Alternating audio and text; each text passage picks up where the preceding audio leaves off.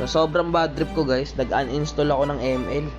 First time ko lang mag-uninstall dyan guys. Kaya hindi ko alam may downloading resources pa pala ulit yun. Larong-laro pa naman ako dyan Brad. Kaya kahit downloading nilaro ko. Ayun guys, kung makikita nyo, Jolin pa yung Odette dyan, no? Ikikwento ko guys kung bakit nag-uninstall ako. Napapansin ko kasi guys sa mga nagdaang laro ko, hindi normal yung matchmaking ni Moonton guys. Ang gagaling ng mga kalaban guys, tapos yung kampe mo para mga tanga. Real talk Brad, grabe sobrang walang kwenta ipapakampi sa'yo ni Moonton. Tapos yung mga kalaban, mga halimaw. Napansin ko yung Brad, kasi araw-araw halos lahat ng laro ko ganun. Legend 5 pangalan ako dyan guys. Ang masama dun, pa-epic na ako ulit. Walang iyang matchmaking yan. Okay lang naman sa akin guys, kung magagaling wala namang problema. Ang problema guys, hindi balance yung pagkakamatch sa amin Kaya ayun guys, nag-decide ako i-uninstall muna. Nagbaka sakali ako, baka magbago yung matchmaking. Ito ngayon yung unang laro ko guys, after ko mag-uninstall. Gagi, ang hirap pala pag ano guys Jolin. Ang daming Jolin, gago siglo yun Hindi mo alam kung may skill guys Hirap na hirap ka Manghuhula ako saan tatama yung skill guys Pero buti yung iba, hindi naman Jolin. Kaya medyo hindi ako nahihirapan. Siguro kung lahat Jolin to, ang hirap na ito guys. Okay, medyo effective to guys Lagagi, bumanda.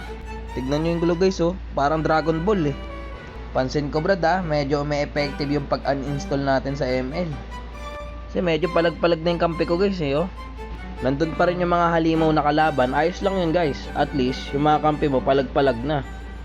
Tangina, grabe rumusponde yung kalaban guys Nakakatakot lumapit sa glue Parang mamaya't maya lalabas si Zenlong Ito ang tinatawag na snake. Snake dragon. Ito yung maganda Brad. Palo yung kalaban, palo din yung kampe mo. Nung naglaro ko nung nakaraan guys, hindi palubog yung kampe. May mga sariling mundo pa. Tapos yung kalaban parang 5-man. Ang gagaling sa gameplay. Dito maganda, nagkakatradean lang. Tingnan nyo hindi nagkakalayo sa standing. Pag nakakapatay kami, makakapatay din yung kalaban. Abul na abul yung Joy guys Kala niya siguro mamamama niya ako Gagi, nabul pa ako sa tore. Trip mo ako boss Wait lang boss, pagbibigyan ko gusto mo. Tinamaan boss. Pak. Habuli mo pa ako Grabe. Tingnan nyo naman guys, paludin talaga yung kalaban. Pero masarap dito guys, balance na Ganda ng laban namin guys Hindi nagkakalayo si standing Tinamaan pre, patay to. Nice one. Tingnan nyo gaano kapalo yung kalaban yan guys. Yan pa si Shenlong. Malalancelot. Patay ka boss, patay ako.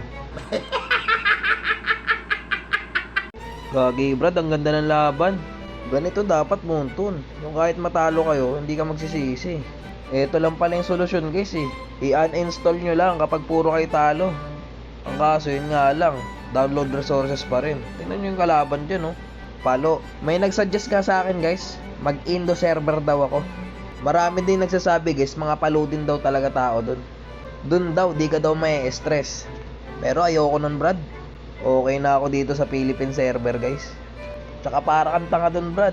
Lahat ng kasama mo Indo, tapos ikaw Pilipino Paano yun kapag nag-uusap-usap sila guys? Hindi mo maintindihan. Copy ko dun Brad, pangit yun. Gagi Brad, legit talaga to I-try nyo. Ginoo, magandang balita. May nangyayari na. Sa wakas!